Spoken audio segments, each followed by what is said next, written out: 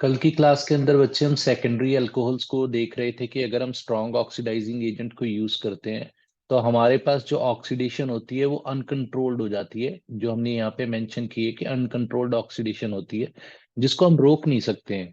तो अगर उसको रोक नहीं पाएंगे तो वो कहाँ पे जाके रुकेगी। तो हम कह रहे हैं कि पहले सेकेंडरी अल्कोहल से हमारे पास कीटोन्स की फॉर्मेशन होगी, लेकिन कीटोन्स पे ये रुकेगी नहीं ऑक्सीडेशन, कीटोन्स की फर्दर ऑक्सीडेशन होगी और वो कार्बोक्सिलिक एसिड की फॉर्मेशन कर देंगे। तो कार्बोक्सिलिक एसिड पे जाके ये अनकंट्रोल्ड ऑक्सीडेशन रुकेगी। तो अब हम देख लेते हैं कि हमने यहाँ पे एग्जांपल ली थी सेकेंडरी अल्कोहल की। तो सेकेंडरी अल्कोहल के अंदर जैसे ही हम यहाँ पे ऑक्सीडाइजिंग एजेंट को इस तरीके से नेसेंट ऑक्सीजन से रिप्रेजेंट कर देते हैं और यहाँ पे हम स्ट्रॉन्ग ऑक्सीडाइजिंग एजेंट को मेंशन कर देते हैं। तो जैसे ही हम स्ट्रॉन्ग ऑक्सीडाइजिंग एजेंट लगाएंगे तो हमारे पास क्या होगा कि ये जो हाइड्रोजन है, मैं यहाँ पे मेंशन कर देता हूँ कि ये जो हाइड्रोजन है ये यहाँ से निकल जाएगा, ठीक है। और एक हाइड्रोजन जो होगा वो कहाँ से रिलीज होगा, हमारे पास यहाँ से भी निकलेगा, ठीक। हमें यहाँ भी ब्रेकेज देखने को मिली थी क्योंकि हमारे पास यहाँ पे हाइड्रोजन रिलीज हो रहा था। तो हमारे पास क्या बन जाएगा, CH3 इस तरीके से रहेगा और कार्बन और ऑक्सीजन के बीच में डबल बॉन्ड बन जाएगा विच इज लाइक दिस।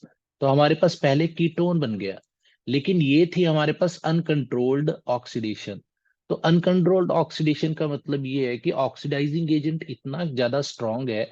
जैसे हमने ऊपर एग्जांपल लिखी थी तो मैं आपको एक बार फिर से बता दूंगा कि स्ट्रॉन्ग ऑक्सीडाइजिंग एजेंट की एग्जांपल्स कौन सी होंगी और वीक ऑक्सीडाइजिंग एजेंट की एग्जांपल्स कौन सी होंगी। ठीक है, यहाँ एक बार जब चैप्टर खत्म होगा तब भी आपको मेंशन कर दूंगा मैं। तो हमारे पास यहाँ पे फिर से इसकी ऑक्सीडेशन होगी और यहाँ भी स्ट्रॉन्ग ऑक्सीडाइजिंग एजेंट ही है जो हमने पहले डाला था यहाँ पे, ये देखो। तो ये क्या करेगा, ये अब उसकी फर्दर ऑक्सीडेशन कर देगा। फर्दर ऑक्सीडेशन करके यहाँ पे हम एक कार्बोक्सिलिक इस तरीके से और OH यहाँ पे लग जाएगा, ठीक है। तो आप देखो यहाँ पे कि अब यहाँ भी OH लग गया। तो अब हमारे पास कीटोन जो है वो कार्बोक्सिलिक एसिड के अंदर कन्वर्ट हो गया। मतलब क्या है कि अगर आप अनकंट्रोल्ड ऑक्सीडेशन करोगे, मतलब कि वीक ऑक्सीडाइजिंग एजेंट को यूज करोगे, तो फिर तो हमारे पास जो डिजायर्ड प्रोडक्ट होगा जो हमारे पास हमें चाहिए, जैसे एल्डिहाइड चाहिए तो आप वीक ऑक्सीडाइजिंग एजेंट डाल के प्राइमरी अल्कोहल से फॉर्म कर सकते हो, जैसे हमने ऊपर देखा था। ये देखो आप, यहाँ पे हमने ऊपर किया था तो एल्डिहाइड पे जाके ये रुक जाएगी, ठीक है। अगर हम वीक को यूज करेंगे, जैसे हमने यहाँ पे PCC पिरिडीन क्लोरोक्रोमेट और PDC पिरिडीन डाइक्रोमेट को हमने यूज किया था। और ये हमारे पास वीक ऑक्सीजन एजेंट्स होते हैं जो कि इसकी कंट्रोल्ड ऑक्सीडेशन करते हैं। तो यहीं पे ये इंपॉर्टेंट पॉइंट होता है कि अगर अनकंट्रोल्ड होगी ऑक्सीडेशन तो फिर हमारे पास कार्बोक्सिलिक एसिड बन जाएगा लास्ट के अंदर, ठीक है। किसी भी चीज की आप ऑक्सीडेशन इस। और यहाँ पे बच्चे यहाँ पे कुछ और भी कंपाउंड्स ले सकते हैं क्योंकि OH और हाइड्रोजन के अंदर ही चेंज हो रहा है जो इसके साथ जुड़े हुए हैं सेकेंडरी अल्कोहल्स के साथ। तो हम एक एग्जांपल और ले लेते हैं। फॉर एग्जांपल मेरे पास यहाँ पे OH जुड़ा हुआ है, यहाँ पे CH2 है, यहाँ भी CH2 है और यहाँ भी CH3 है, ठीक है। तो अब मेरे पास जो चेन है बच्चे वो 5 कार्बन एटम्स की है, ठीक है। और यहाँ पे हमने वैलेंसी को पूरा नहीं किया, मैं यहाँ पे हाइड्रोजन लगा देता हूँ। तो हमारे पास क्या है कि अब 5 कार्बन एटम्स की चेन है। तो आप इसको पेंटेन टू ऑल कह सकते हो, पेंटन टू ऑल। तो आप इसको पेंटेनॉल भी कह सकते हो या पेंटेन टू ऑल भी कह सकते हो। IUPAC नेमिंग को हम ज्यादा प्रेफर करेंगे, कॉमन नेम्स को भी यूज करेंगे यहाँ पे। तो हमारे पास यहाँ पे अगर हम स्ट्रॉन्ग ऑक्सीडाइजिंग एजेंट को डाल रहे हैं, ठीक है, ये स्ट्रॉन्ग ऑक्सीडाइजिंग एजेंट है, तो सबसे पहले क्या होगा हमारे पास, यहाँ पे हमारे पास बन जाएगा क्या, कीटोन की फॉर्मेशन होगी। कीटोन कहाँ पे बनेगा बच्चे, यहां से हमारे पास इस कार्बन एटम के ऊपर जिसको मैं डार्क कर रहा हूं, ये कार्बन एटम के साथ ऑक्सीजन डबल बॉन्ड के साथ जुड़ जाए। तो अब होगा क्या कि ये कार्बन एटम के साथ यहां से ये हाइड्रोजन निकल जाएगा और ये हाइड्रोजन भी निकल जाएगा। तो हमारे पास बाकी चेन एज सच रह जाएगी। तो आप इसको क्या कहोगे कि आपके पास पेंटेनोन बन गया। तो आप सेकंड पोजीशन के ऊपर ओन ग्रुप था, मतलब कि कीटोन ग्रुप था, फंक्शनल ग्रुप था। तो आप इसको क्या लिख सकते हो, पेंटन टू ओन। तो अगर इसकी फर्दर ऑक्सीडेशन हो जाएगी बच्चे, हमने यहाँ पे स्ट्रॉन्ग ऑक्सीडाइजिंग एजेंट अगर यूज किया होगा, मतलब कि यहाँ पे अगर स्ट्रॉन्ग ऑक्सीडाइजिंग एजेंट यूज किया है तो हमारे पास होगा क्या कि अब ये कीटोन पे तो रुकेगा नहीं, तो कीटोन पे नहीं रुकेगा तो होगा क्या बच्चे, अगर हम इसकी फर्दर ऑक्सीडेशन कर देते हैं, मतलब कि हमने फर्दर होगी बच्चे, यहाँ पे हमने स्ट्रांग लिख दिया तो हमारे पास स्प्लिटिंग कहाँ से होगी, ये थोड़ा यहाँ पे ध्यान देना कि स्प्लिटिंग हमारी यहाँ से हो जाएगी। ठीक है, जहां पे मैंने रेड लाइन लगा दी है इस तरीके से यहां से स्प्लिटिंग हो जाएगी, क्योंकि यहां से बॉन्ड ये ब्रेक डाउन हो जाएगा। और हमारे पास क्या होगा, यहाँ पे CH3 C double bond O and एक OH यहां लग जाएगा। और दूसरा हमारे पास कंपाउंड क्या बनेगा कि इसके साथ भी OH जुड़ जाएगा, और इस तरीके से वो कंपाउंड की फॉर्मेशन कर देगा। ठीक है, CH2 CH3। तो यहाँ पे देखो कि इसके साथ मैं यहाँ पे हाईलाइट कर रहा हूं, इसके साथ जो हाइड्रोजन लगे हैं बच्चे, वो भी ब्रेक डाउन होके ऑक्सीजन के साथ डबल बॉन्ड फॉर्म कर रहे हैं और OH उनके साथ जुड़ रहा है। तो यहाँ पे आपको दो कार्बोक्सिलिक एसिड देखने को मिल रहे हैं। और दो कार्बोक्सिलिक एसिड आपको किस तरीके से देखने को मिल रहे हैं, यहाँ पे आपको एसिटिक एसिड देखने को मिल रहा है। ठीक है, ये एसिटिक एसिड है, और दूसरी तरफ आपके पास तीन कार्बन की चेन है, मतलब कि एक ये कार्बन है, एक ये कार्बन है, और एक ये कार्बन है। तो तीन कार्बन की चेन के साथ अगर कार्बोक्सिलिक ग्रुप लगा होगा तो आप इसको क्या कहोगे, प्रोपेनोइक एसिड। तो यहाँ पे इनकी पोजीशन, एल्डिहाइड की पोजीशन बच्चे, और जो हमारे पास कार्बोक्सिलिक ग्रुप होता है, इनकी पोजीशन मेंशन करने की जरूरत नहीं होती, क्योंकि ये हमेशा ही अगर एक लगा हुआ है तो वो टर्मिनल पे ही लगेगा, मतलब लास्ट कार्बन एटम पे ही लगेगा, मतलब एंड वाले कार्बन एटम पे या स्टार्टिंग वाले कार्बन एटम पे लगा होगा। तो इसलिए पोजीशन उनकी हमेशा फर्स्ट होती है। ठीक है, बट अगर हम इसी को कंट्रोल्ड कर देते हैं, कंट्रोल्ड ऑक्सीडेशन करते हैं, तो कंट्रोल्ड ऑक्सीडेशन का नतीजा क्या निकलेगा, मैं यहां पे लिख देता हूं, बट बाय कंट्रोल्ड ऑक्सीडेशन और by using weak oxidising agents. तो मैं इसको अंडरलाइन कर देता हूं कि आप इसको समझ जाना कि ऑक्सीडाइजिंग एजेंट लिखा है, we can we can get ketones only, ketones only. तो यहाँ पे हम कंट्रोल्ड ऑक्सीडेशन किसकी कर रहे हैं बच्चे, हम यहाँ पे सेकेंडरी एल्कोहल्स की बात कर रहे हैं। ठीक है, अगर प्राइमरी की करोगे controlled oxidation, you will get aldehyde. अगर आप सॉरी प्राइमरी की अगर करोगे तो यू विल गेट एल्डिहाइड। अगर सेकेंडरी एल्कोहल्स की बात करोगे तो यू विल गेट कीटोन्स। ठीक है, ये चीज को याद रखना बच्चे। तो अब हम यहाँ पे क्या कर रहे हैं कि हम यहाँ पे सेकेंडरी एल्कोहल को ले रहे हैं। ठीक है, सेकेंडरी अल्कोहल की खासियत क्या होती है कि इसके साथ दो एल्काइल ग्रुप्स लगे हुए हैं, मैं यहाँ पे लिख ही देता हूं कि ये सेकेंडरी अल्कोहल है। और यहाँ पे आपने क्या किया, PDC और PCC, क्लोरोक्रोमेट या डाइक्रोमेट ले लिया पिरिडीन के साथ। तो हमारे पास होगा क्या बच्चे, हमारे पास यहाँ पे रिएक्शन सिर्फ और सिर्फ यहाँ आके रुक जाएगा। तो इसका मतलब आप इसको किसकी प्रेपरेशन के लिए भी यूज कर सकते हो, कीटोन की प्रेपरेशन के अंदर भी यूज कर सकते हो, एल्डिहाइड की प्रेपरेशन के अंदर भी यूज कर सकते हो। तो ये एक इंपॉर्टेंट, मतलब कि कीटोन की और एल्डिहाइड की प्रेपरेशन भी हो गई, और property of primary and secondary alcohols भी हो गई। यहां तक समझ आ रहा है बच्चे? Yes sir. ओके। और इसके बाद जो आता है बच्चे, टर्शरी के अंदर कुछ इंपॉर्टेंट पॉइंट्स हैं, मैं यहाँ पे लिख ही देता हूँ। टर्शरी अल्कोहल, टर्शरी अल्कोहल के अंदर कुछ इंपॉर्टेंट चीजें होती हैं।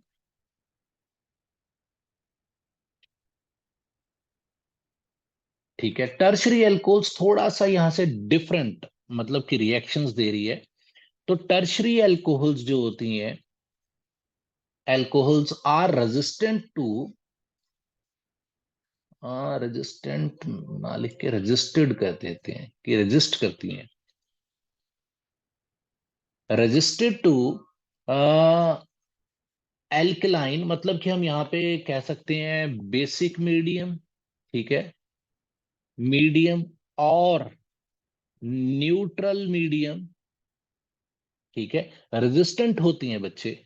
अगर हम बेसिक मीडियम के अंदर कोई ऑक्सीडाइजिंग एजेंट यूज कर रहे हैं, न्यूट्रल मीडियम के अंदर ऑक्सीडाइजिंग एजेंट को यूज कर रहे हैं अगर, तो उनके साथ ही कोई रिएक्शन नहीं देंगी, कोई रिएक्शन नहीं देंगी। ठीक है, तो अगर मैं यहाँ पे लिख भी दूं कि मैंने यहाँ पे टर्शरी अल्कोहल ले ली है, ठीक है, और मैं यहाँ पे कह रहा हूं कि ये टर्शरी अल्कोहल है, ठीक है।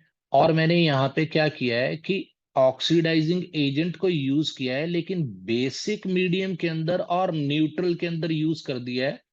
तो आप कहोगे कि नो रिएक्शन, कोई रिएक्शन नहीं होगा। यहाँ पे मैं लिख ही देता हूँ कि नो रिएक्शन देखने को मिलेगा आपको, मतलब यहाँ पे कोई रिएक्शन नहीं देखने को मिलेगा। लेकिन जैसे ही एसिडिक कंडीशंस होंगी, तो बच्चे ये हमने पहले भी स्टडी किया था, कल भी गुमताज ने ये क्वेश्चन पूछा था मेरे से कि किस तरीके से होगा, तो यहाँ पे डिहाइड्रेशन हो जाएगी। ये इंपॉर्टेंट पॉइंट है, आप देखना। लेकिन अगर आप स्ट्रॉन्ग ऑक्सीडाइजिंग एजेंट यूज करोगे, तो फिर वो वहां पे नहीं रुकेगी, वो कार्बोक्सिलिक एसिड पे जाके रुकेगी, ठीक है। तो अब देखते हैं कि टर्शरी अल्कोहल्स, बट मैं यहाँ पे लिख देता हूँ, but reactions with with acidified, मैं यहाँ पे एसिडिफाइड वर्ड यूज करता हूँ, एसिडिफाइड हमारे पास ऑक्सीडाइजिंग एजेंट्स, ठीक है। ऑक्सीडाइज्ड मतलब कि एसिडिफाइड ऑक्सीडाइजिंग एजेंट होगा, या आप कह सकते हो इसको कि एसिडिक कंडीशंस के अंदर आप ऑक्सीडाइजिंग एजेंट को यूज कर रहे हो, ठीक है। एसिडिक कंडीशंस के अंदर ऑक्सीडाइजिंग, जैसे बच्चे आपने डी ब्लॉक के अंदर पढ़ा होगा कि हम KMnO4 के रिएक्शंस एसिडिक कंडीशंस के अंदर भी देख रहे थे, और न्यूट्रल के अंदर भी देख रहे थे, बेसिक के अंदर भी हमें पता था कि किसके अंदर चेंज हो रहा है, MnO2 के अंदर चेंज हो रहा है, MN2+ या 3+ के अंदर चेंज हो रहा है, किस तरीके से वो चेंज हो रहा है, ठीक है। तो पोटासियम डाइक्रोमेट तो हमारा एसिडिक मीडियम में ही काम कर रहा था, तो यहाँ पे वो देखो पोटासियम डाइक्रोमेट तो हमारा इस कैटेगरी के अंदर आएगा ही नहीं, क्योंकि वो बेसिक मीडियम में होगा, तो परमैंगनेट सॉरी डाइक्रोमेट रहेगा ही नहीं, ठीक है, वो क्रोमेट आयन बन जाएगा। तो ये आप देखना डी ब्लॉक के चैप्टर्स के अंदर जो भी हमारा इंटरचेंज होता है कि क्रोमेट से डाइक्रोमेट बनेगा, या हमारा मैंगनेट से परमैंगनेट बन जाएगा। तो वो चीजों को थोड़ा ध्यान से देखना। तो यहाँ पे K2Cr2 तो एसिडिक मीडियम के अंदर ही काम करता है, ठीक है। तो यहाँ पे हम लिख सकते हैं एसिडिफाइड कंडीशंस के अंदर कौन सा यूज कर रहे हैं, K2Cr2O7, ठीक है। और इसके साथ हम H+ कंडीशन रख रहे हैं, ठीक है। ये ले लेंगे, या ले लेंगे हम KMnO4 को भी यूज कर सकते हैं, लेकिन KMnO4 के रिएक्शंस हमने क्या किए थे, बेसिक मीडियम के अंदर भी कवर किए थे, न्यूट्रल मीडियम के अंदर भी देखे थे, और उसको एसिडिक कंडीशन। लेकिन यहाँ पे क्या है कि बेसिक मीडियम के अंदर तो ये रिएक्शन दे ही नहीं रहा, तो इसलिए यहाँ पे आपको एसिडिक मीडियम ही रखना पड़ेगा, ठीक है। टू गिव, ये क्या कर रहा है, गिव मिक्सचर ऑफ कीटोन। यहाँ पे जो टर्शरी हमारे पास जो अल्कोहल है वो क्या दे रहा है बच्चे, अब अनकंट्रोल्ड ऑक्सीडेशन के अंदर भी mixture of ketone and carboxylic acid. तो ये बहुत इंपॉर्टेंट है कि कीटोन और कार्बोक्सिलिक एसिड आपको दोनों में मिलेंगे, ठीक है।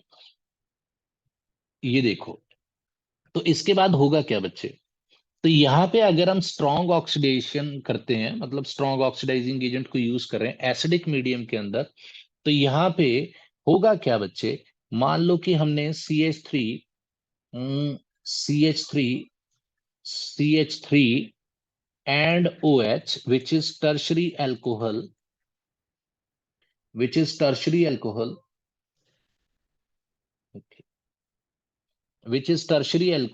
तो यहाँ पे हमने क्या किया बच्चे, हमने H+ कंडीशन रखी, और यहाँ पे अगर ऑक्सीडाइजिंग एजेंट को यूज कर रहे हैं हम एसिडिक कंडीशंस के अंदर, तो हमारे पास होगा क्या बच्चे, सबसे पहले होगी डिहाइड्रेशन। तो डिहाइड्रेशन का रिएक्शन आपने पहले भी देखा होगा। तो मैं यहाँ पे CH3, और यहाँ पे मैं क्या कर रहा हूँ,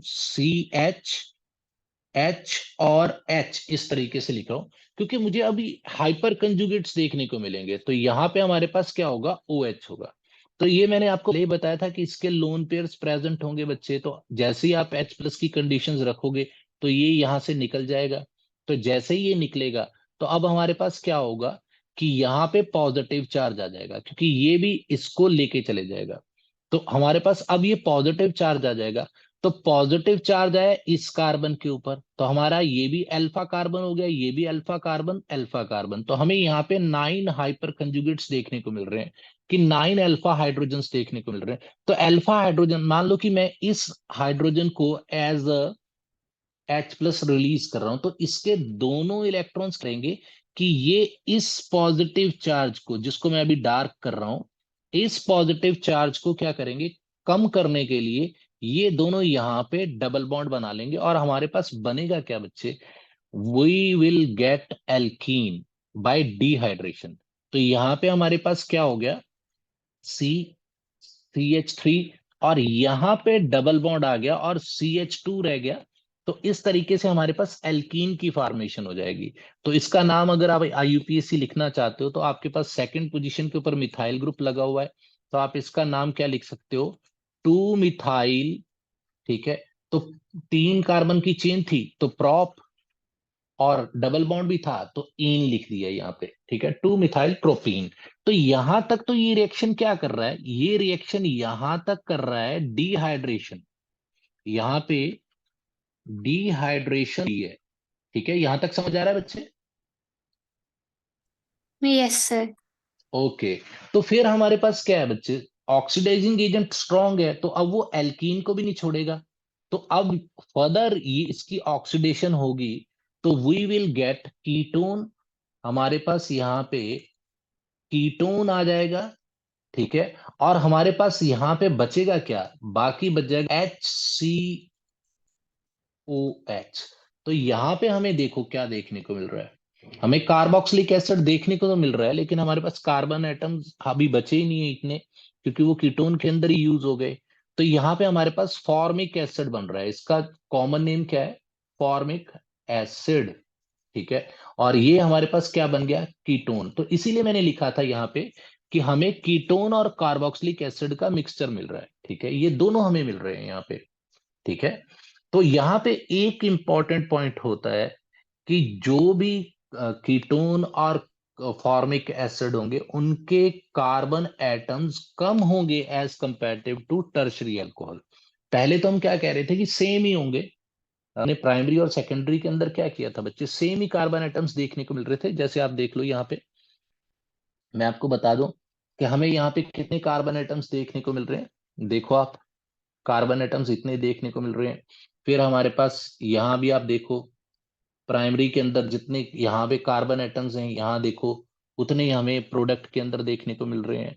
तो यहाँ पे तो हमें कार्बन एटम सेम देखने को मिल रहे हैं, लेकिन जो लास्ट केस है उसके अंदर हमें स्पेशली मेंशन करना पड़ेगा, स्पेशली मेंशन करना पड़ेगा कि अब मैं इस एग्जांपल के साथ ही लिखता हूं ताकि आपको दिखता रहे कि बोथ कीटोन्स, एंड यहाँ पे मैं इसको स्टार कर देता हूँ, बोथ कीटोन्स, कीटोन्स तो नहीं होगा, कीटोन होगा बच्चे। ठीक है, क्योंकि कीटोन तो एक ही बन रहा है, कीटोन एंड कार्बोक्सिलिक एसिड, जो कि यहाँ पे फॉर्मिक एसिड बन रहा है, gets less number of carbon atoms than that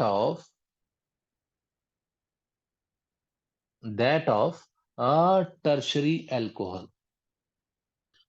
तो यहाँ पे हमारे पास टर्शरी अल्कोहल के कंपैरिजन के अंदर दोनों के अंदर हमें कम कार्बन एटम्स देखने को मिल रहे, क्योंकि अब अगर देखो आप यहाँ पे हमारे पास 4 कार्बन एटम्स हैं, ये देखो 4 कार्बन एटम्स है, तो प्रोडक्ट के अंदर इसके अंदर 3 देखने को मिले, इसके अंदर हमें 1 देखने को मिलेगा। तो ये नहीं होगा कि बच्चे यहाँ पे कार्बन एटम्स बढ़ जाएंगे या कार्बन एटम्स बराबर रहेंगे, लेकिन हमारे पास यहाँ पे कार्बन एटम्स के अंदर डिक्रीज देखने को मिलेगा, क्योंकि वो डिवाइड हो गए यहाँ पे दोनों के अंदर। ठीक है, यहाँ तक हमारे पास थी टर्शरी अल्कोहल्स जिसके अंदर डिहाइड्रेशन पहले हो रही है, और टर्शरी अल्कोहल के अंदर एक पॉइंट था कि वो हमारे पास सीधे रिएक्शंस नहीं दे रहे थे, बेसिक मीडियम के अंदर तो वो रिएक्शंस ही नहीं कर रहे थे। ठीक है, तो ये इंपॉर्टेंट पॉइंट है। यहाँ मैं आपको नेक्स्ट टाइप की रिएक्शंस, ये समझ में आ गया बच्चे, तो हम आगे बढ़ जाते हैं फिर। Yes sir.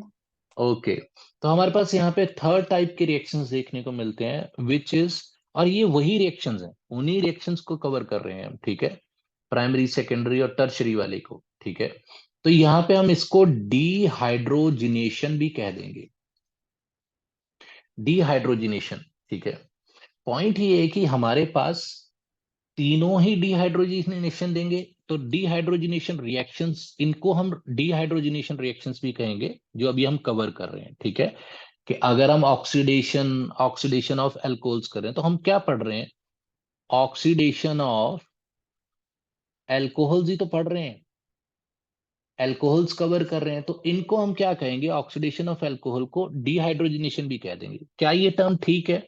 अभी देखते हैं। ठीक है, तो इसके अंदर क्या होता है कि डिहाइड्रोजनेशन का मतलब क्या है, यहाँ पे रिमूवल ऑफ हाइड्रोजन। तो हाइड्रोजन हमारे पास यहाँ पे रिमूव हो रही है। तो हाइड्रोजन बच्चे किस फॉर्म में रिमूव होगी? H2 गैस की फॉर्म में रिमूव होगी। ठीक है, जहां जहां हमें रिमूवल ऑफ हाइड्रोजन देखने को मिलती है उनको हम डिहाइड्रोजनेशन कह देते हैं। जहां हमें वाटर मॉलिक्यूल निकलता हुआ दिखता है उसको हम डिहाइड्रेशन कह देते हैं। अगर हम हाइड्रोजिनेशन कहेंगे तो इसका मतलब एडिशन ऑफ हाइड्रोजन होगी। ठीक है, तो इस चीज को याद रखना। तो अब हमारे पास ये तीनों ही डिफरेंट रिएक्शंस देते हैं। ठीक है, तो ये रिएक्शंस होते कैसे हैं, तो इसको हम स्टार से लिख देते हैं कि वेपर्स जो होते हैं ऑफ एल्कोहल्स, एल्कोहल्स का मतलब यहाँ पे बच्चे आप ये कंफ्यूज मत कर लेना कि हम डिफरेंट एल्कोहल्स के मिक्सचर को यूज करें। हम यहाँ पे प्राइमरी, सेकेंडरी, ठीक है, एंड टर्शरी की बात कर रहे हैं। और यहाँ पे मैं बता दूं बच्चे, मैं टर्शरी को राउंड मार्क कर रहा हूं किसी कारण से। ठीक है, यहाँ पे राउंड मार्क कर रहा हूं यहाँ पे टर्शरी को किसी कारण से। ठीक है, इसके पीछे रीजन पता लगे, और ये बहुत ही इंपॉर्टेंट क्वेश्चन बनता है बच्चे। ठीक है, vapours of alcohols are passed are passed over over copper. ठीक है, यहाँ हम हीटेड कॉपर लिख देते हैं, यहाँ पे हीटेड कॉपर लिख देते हैं क्योंकि हीटेड कॉपर, ठीक है, copper at 517 kelvin sorry 573 kelvin temperature, 573 kelvin temperature. तो काफी हाई टेम्परेचर के ऊपर हम कर रहे हैं इसको बच्चे। तो अब देखते हैं मैंने ये इसको क्यों टर्शरी को इस तरीके से मार्क किया हुआ है रेड से। तो अब देखते हैं बच्चे, यहाँ पे हमारे पास इंपॉर्टेंट पॉइंट आता है, primary and secondary alcohols get easily dehydrogenated. ये तो बहुत ही इजीली डिहाइड्रोजिनेटेड होते हैं। ठीक है, to form to form aldehyde and ketone. तो ये तो कीटोन को फॉर्म कर रहे हैं, लेकिन यहाँ पे टर्शरी को मैंने रेड मार्क क्यों किया था बच्चे? तो यहाँ पे फिर से मैं इसको रेड मार्क करके बता देता हूँ कि इसको मैंने रेड मार्क इसलिए किया था क्योंकि यहाँ पे ये टर्शरी एल्कोहल्स जो होते हैं वो डिहाइड्रोजिनेटेड नहीं होते। Tertiary alcohols alcohols get dehydrated. ये बहुत इंपॉर्टेंट पॉइंट है कि हम प्राइमरी और सेकेंडरी की ऑक्सीडेशन कर रहे हैं, मतलब कि ऑक्सीडेशन कर रहे हैं, तो उनके अंदर तो हमें डिहाइड्रोजिनेशन देखने को मिल रही है। लेकिन टर्शरी अल्कोहल डिहाइड्रेटेड हो रही है, उसके अंदर से हाइड्रोजन गैस नहीं निकल रही, उसके अंदर से वाटर मॉलिक्यूल रिलीज हो रहा है। ठीक है, तो अब इनके तीनों के रिएक्शंस देख लेते हैं। तो ये बहुत ही इंपॉर्टेंट पॉइंट होता है, कई बार क्वेश्चंस के अंदर पूछ लेते हैं। हम प्राइमरी अल्कोहल ले लेते हैं। ठीक है, तो हमारे पास यहाँ पे क्या आ जाएगा, CH3, CH and O and H। तो हमारे पास होगा क्या बच्चे, जैसे ही हम कॉपर को हीट करेंगे हीटेड कॉपर के अंदर, और टेम्परेचर कितना था, 573 केल्विन, तो हमारे पास होगा क्या बच्चे, हमारे पास यहां से ये हाइड्रोजन और यहां से ये हाइड्रोजन यहां से निकल जाएगा, और हमारे पास बनेगा क्या बच्चे, हमारे पास product will be CH3, C double bond OH। ठीक है, और साथ में हाइड्रोजन गैस निकल जाएगी। ठीक है, हाइड्रोजन गैस निकल जाएगी। तो बच्चे यहाँ पे हमारे पास प्राइमरी के अंदर तो हाइड्रोजनेशन देखने को मिल ही रही थी। फिर हम देख लेते हैं कि सेकेंडरी अल्कोहल के अंदर क्या होता है। अब यहाँ पे तो हमें एल्डिहाइड मिल रहा है बच्चे, एल्डिहाइड मिल रहा है। ठीक है, हमने पहले भी देखा था कि primary alcohols are concerned with aldehyde. ठीक है, तो वो किसके साथ हम जोड़ सकते हैं, उनको एल्डिहाइड के साथ जोड़ सकते हैं। उनकी ऑक्सीडेशन करोगे तो आप यहाँ पे ये मिलेगा। ठीक है, डिहाइड्रोजनेशन करोगे तब भी एल्डिहाइड मिलेगा। ठीक है, और सेकेंडरी अल्कोहल्स की अगर आप डिहाइड्रोजनेशन करते हो कॉपर की प्रेजेंस के अंदर, तो हमारे पास होगा क्या बच्चे? अब यहाँ पे हमारे पास दो एल्काइल ग्रुप्स होंगे और यहाँ हाइड्रोजन प्रेजेंट है, अभी भी हाइड्रोजन प्रेजेंट है। तो जैसे ही हम कॉपर के साथ 573 केल्विन टेम्परेचर रखेंगे तो यहाँ पे हाइड्रोजन प्रेजेंट है बच्चे। तो ये क्या करेगा कि कुछ उसी तरीके की एलिमिनेशन करेगा। ठीक है, तो यहां फिर से क्या होगा कि हाइड्रोजन गैस निकलेगी, लेकिन अब क्या होगा, हमारे पास बचे क्या थे, यहाँ पे अल्काइल ग्रुप और यहाँ भी अल्काइल ग्रुप, कार्बन और ऑक्सीजन। तो इनको आप अगर ऐड करोगे, जोड़ दोगे, कंपाउंड की फॉर्मेशन करोगे, तो you will get ketone, not aldehyde. तो सेकेंडरी अल्कोहल की डिहाइड्रोजनेशन और यहाँ पे हाइड्रोजन गैस निकलेगी। क्यों? क्योंकि हाइड्रोजनेशन, डिहाइड्रोजनेशन तो है रिएक्शन।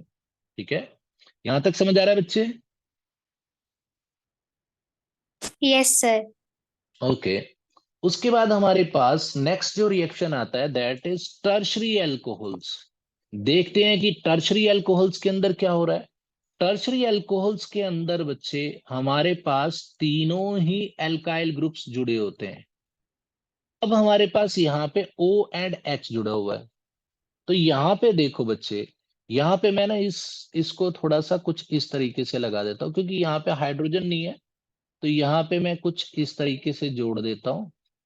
ठीक है, तो अब होगा क्या बच्चे, यहाँ पे जैसे ही आप इसको कॉपर, ठीक है, और 573 केल्विन का टेम्परेचर होगे तो हमारे पास क्या होगा, अब डिहाइड्रोजनेशन नहीं होगी। हमारे पास कुछ इस तरीके से, यहाँ पे मैंने गलत कर दिया, क्योंकि यहाँ पे डिहाइड्रेशन होगी, यहाँ पे डिहाइड्रेशन होगी। तो मैं इनको इकट्ठा ही लिख देता हूं, ओ एच। तो यहाँ पे हमारे पास क्या होगा कि ये इसको लेके साथ में निकल जाएगा। तो अब हमारे पास क्या होगा बच्चे, कॉरस्पॉन्डिंग एल्कीन बन जाएगी। तो सी एच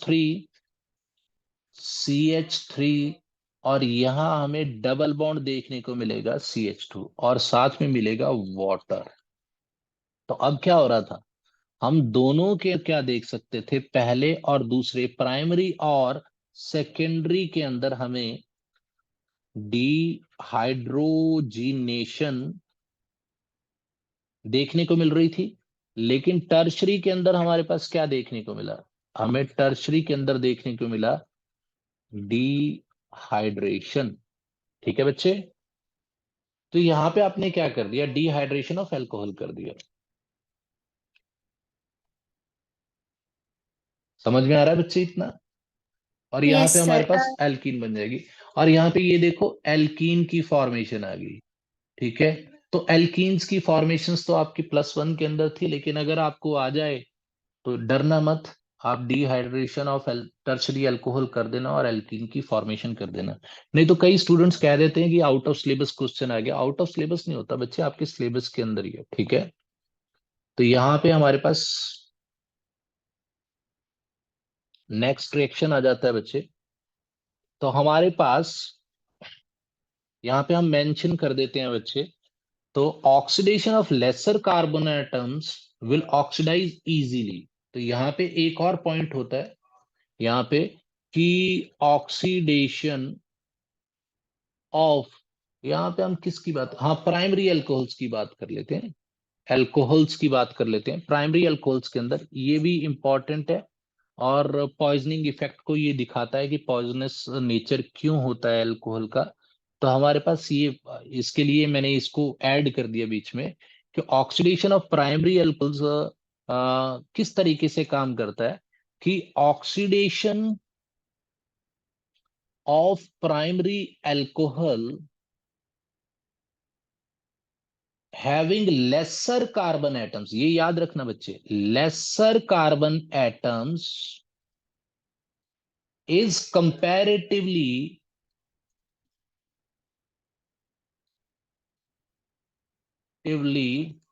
easier। ठीक है, तो यहाँ पे इजी होती है अगर कार्बन एटम्स कम लगे हुए हैं। ठीक है, तो यहाँ पे ये चीज को मैं फिर से हाईलाइट कर देता हूँ कि लेसर कार्बन एटम्स जो कंपैरेटिवली होते हैं वो इजियर होते हैं। और ये इम्पोर्टेंट भी है बच्चे। फॉर एग्जाम्पल कि अगर हमारे पास हमें पता है बच्चे, अब आप छोटे नहीं हो, कि जो C2H5OH होती है ये ड्रिंकिंग पर्पस के लिए होती है, ठीक है। जो जो ड्रिंकिंग पर्पस के लिए अल्कोहल यूज की जाती है, लेकिन इसके अंदर क्या होता है कि CH3OH भी प्रेजेंट होती है। तो इथेनॉल तो ड्रिंकिंग प्रोसेस के लिए यूज हो रही है, लेकिन जो मिथेनॉल हो उसके अंदर अगर प्रेजेंट है, तो अब हमें पता है कि लेसर कार्बन एटम्स जो है वो कंपैरेटिवली इजीली अपनी ऑक्सीडेशन कर रहे हैं। तो यहाँ पे होगा क्या बच्चे, कि यहाँ पे जो प्रेजेंट होगी CH3OH, वो फटाफट क्या करेगी कि अपनी ऑक्सीडेशन कर लेगी, ठीक है। तो यहाँ पे जैसे ही अगर कोई भी ऑक्सीडाइजिंग एजेंट है तो ये अपने आप को किसके अंदर चेंज कर लेगी, ये अपने आप को एल्डिहाइड के अंदर चेंज कर देगी। और यहाँ पे हमारे पास सिंपलेस्ट एल्डिहाइड बनेगा, ठीक है, formaldehyde, which is like this. And यही बच्चे बहुत ज्यादा नुकसान करता है। अगर आपने कोई न्यूज वगैरह सुनी होगी और न्यूज के अंदर लिखा होगा कि जहरीली शराब पीने से इतने लोग अंधे हो गए या इतने लोगों की मौत हो गई, तो that is due to this methanol. Methanol के कारण ये होता है। और क्यों होता है बच्चे, ये जो होती है बच्चे, ये हमारे बॉडी सिस्टम के अंदर, ठीक है, HC डबल बॉन्ड OH जो होता है, ये क्या करता है, मिक्स होके ये कॉज करता है, कॉजेज ब्लाइंडनेस। ब्लाइंडनेस तो बहुत कॉमन है बच्चे, बहुत ज्यादा कॉमन होती है ब्लाइंडनेस, ठीक है। तो जहरीली शराब पीने से क्या होगा कि ब्लाइंडनेस तो होगी होगी। इसके अलावा if consumed in excess, consumed तो नहीं लिख सकते, if taken, accidentally taken in excess, ठीक है, accidentally taken in excess, it it can cause death also. तो यहाँ पे डेथ भी हो जाती है। तो इसका सबसे बच्चे, मैं अब आपको, आपके पास कोई ऐसा पेशेंट आता है कल, ठीक है, आप किसी मेडिकल फील्ड के अंदर होते, तो इसका सिंपल इलाज होता है कि उनको सिंपल अल्कोहल पिला दो, इथेनॉल। तो वो न्यूट्रलाइज करती जाती है उसको, वो न्यूट्रलाइज करती जाती है, ठीक है, रिएक्शंस को। तो यहां तक कोई प्रॉब्लम है? फिर उसके बाद हम केमिकल प्रॉपर्टीज ऑफ फिनॉल्स को स्टार्ट करेंगे बच्चे। यहां तक कोई प्रॉब्लम है बच्चे? No no sir. Sir. Okay बच्चे। तो फिर हमारे पास आ जाता है बच्चे केमिकल प्रॉपर्टीज ऑफ फिनॉल। और यही बहुत इंपॉर्टेंट बनता है बच्चे, क्योंकि ये सबसे ज्यादा रिएक्शंस हमारे इसी के ऊपर होंगे, ठीक है। सबसे ज्यादा नेमिंग रिएक्शंस आपको देखने को मिलेंगे ही मिलेंगे, ठीक है। तो अगर आप केमिकल प्रॉपर्टीज ऑफ फिनॉल्स की बात करते हो, तो सबसे पहले आपको किसकी बात करनी पड़ेगी? एसिडिक नेचर ऑफ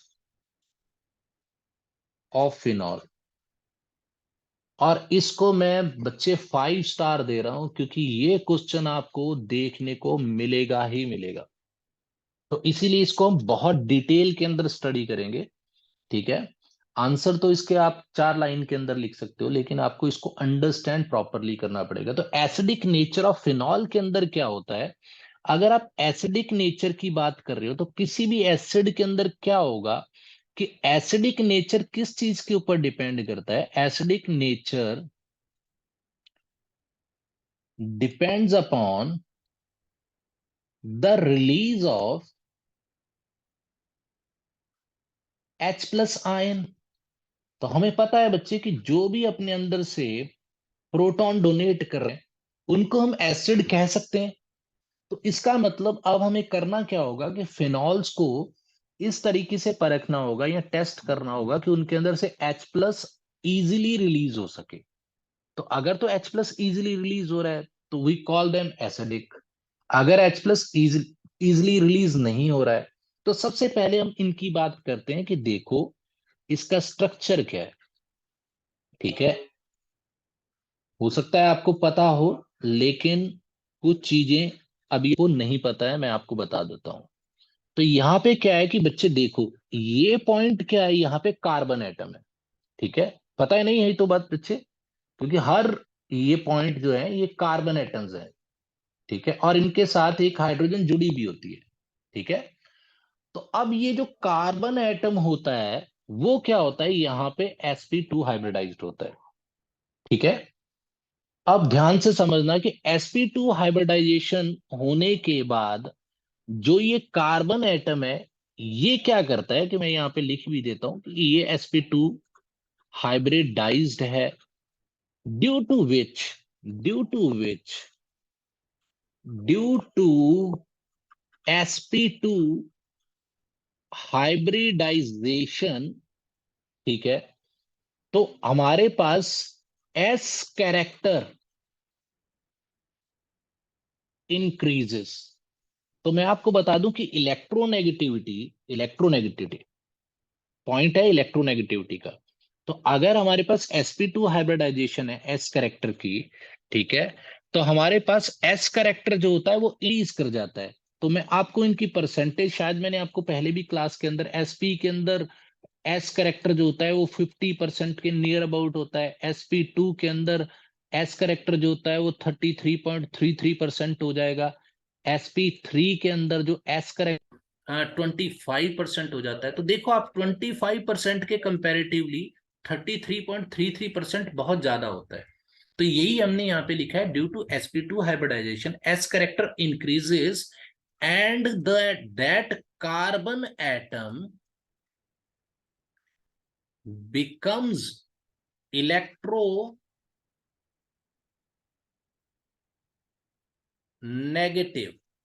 तो ये कार्बन एटम इलेक्ट्रोनेगेटिव हो जाता है।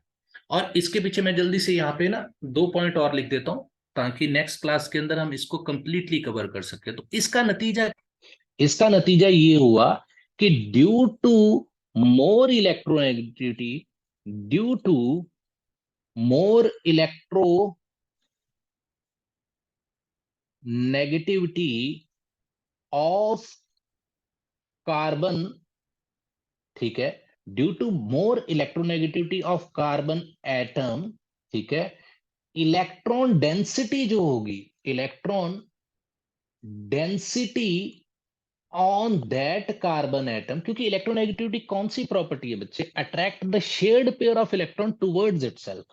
तो इलेक्ट्रॉन डेंसिटी किस कार्बन एटम पे बढ़ जाएगी, इस कार्बन एटम पे बढ़ जाएगी, on that carbon atom increases. ठीक है, ये पॉइंट है। एंड इसके कारण क्या हुआ, due to this due to due to this, मैं जल्दी जल्दी इस पॉइंट को लिख देता हूं, due to this electron density on oxygen atom decreases. तो यहां पे ऑक्सीजन के एटम के ऊपर इलेक्ट्रॉन की डेंसिटी डिक्रीज कर गई। यहां तक समझ आ रहा है बच्चे? Yes, sir. ओके, तो इसका नतीजा क्या हुआ, the polarity of O and